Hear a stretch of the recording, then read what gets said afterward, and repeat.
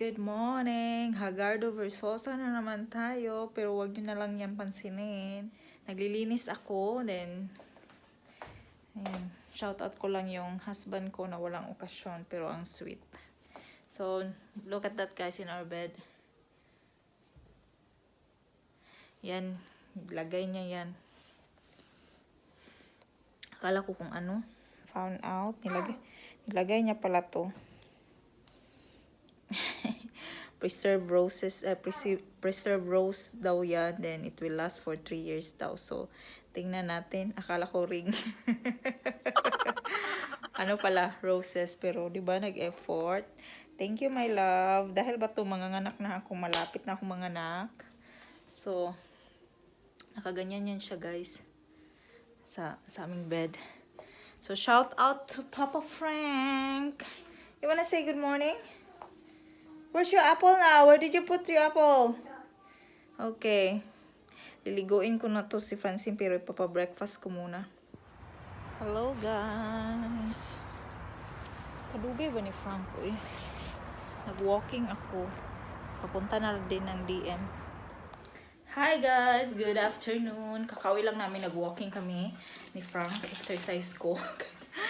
Tapos, namili na din kami sa grocery store. So, we will do quick haul.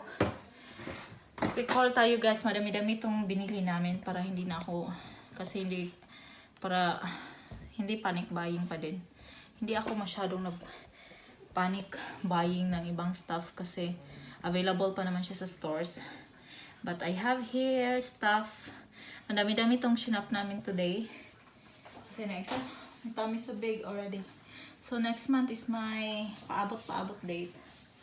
Oh, but before that, I think I have to clean the sink here. Naghugas si Ella ng pinggan. Good job.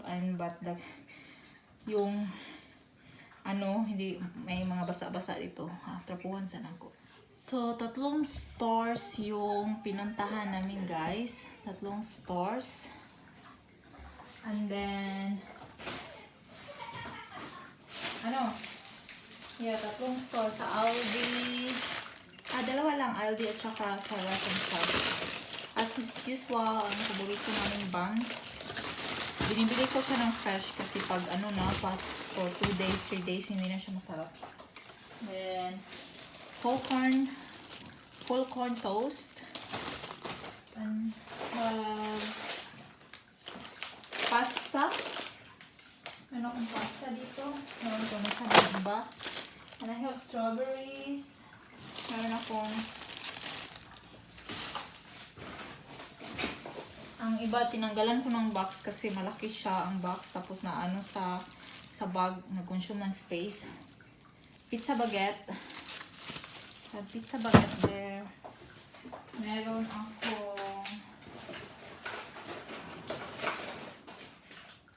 ewan ko, nagtatag-tatag na din. Meron akong tortellini.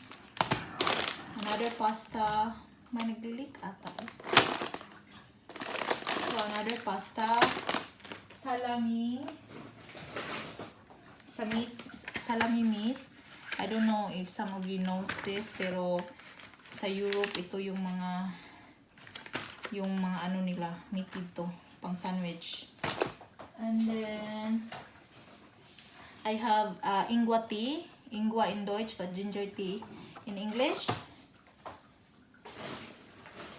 And I have salad. I have meat for school. Ito yung ginagamit ng kids for school.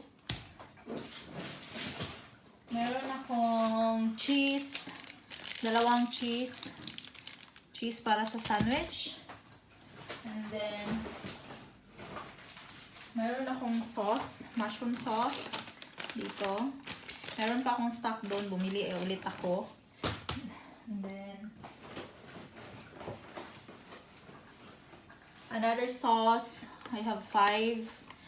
Bumili ako again ng, diba sabi ko, bit by bit bibili ako ng mas madami as usual na binibili ko para may stocks. And then, it's another sauce. Plastic for food, pambaon. And then, yung cucumber. May dalawa akong cucumber dyan. Cornflakes ko, tinanggalan din namin ng box. Kasi malaki yung box niya. And then, Dusel Custard, yung bread ni Frank. Then I have strawberries. Dalawa, kasi ang iba freezer ko siya para sa smoothie. Masarap ko siya sa smoothie. Then I have a grapes here. Then, chocolate powder. Choco drink powder. And then, flour. Meron tayong flour. Meron akong cream. This is only light cream yung kailangan mo pa i-ano guys ba. Yan, cream, 3 cream. And then, meron akong Coke Zero. Meron akong mga canned goods na ano to sa English? Mushrooms in cans. I have 1, 2, 3. Then may olives. May olives ako dito. And then another meat for school. Tuna. Then I have 1, 2, 3, 4, 5, 6 liters of milk. And then, hala, nagkaubusan na ang ano guys. Sa DM, 3 shops nga yung pinuntahan namin kasi we went also to DM para bumili sana ng mga sanitizing ko. Pero wala nang laman ang show. Then, kumuha lang ako ng hand soap para sa hand wash, sa bathroom at saka sa toilet. I have my, ito yung ano, conditioner na ginagamit ko. Then, toothpaste. I have fabric conditioner na ginagamit ko. Shower gel ng mga kids. Then, I have antibacterial na para sa mga damit kung magwa-washing ka. And then, sabon, sabon sa plato. Dishwashing soap. And vanish. Ako. And then, my body wash. Dove ang ginagamit ko. And then, may dalawa akong wipes. Matagal-tagal na itong maubos ni Francine. 2 pack lang ng wipes. 4 each in 1 pack. Ayan. And then,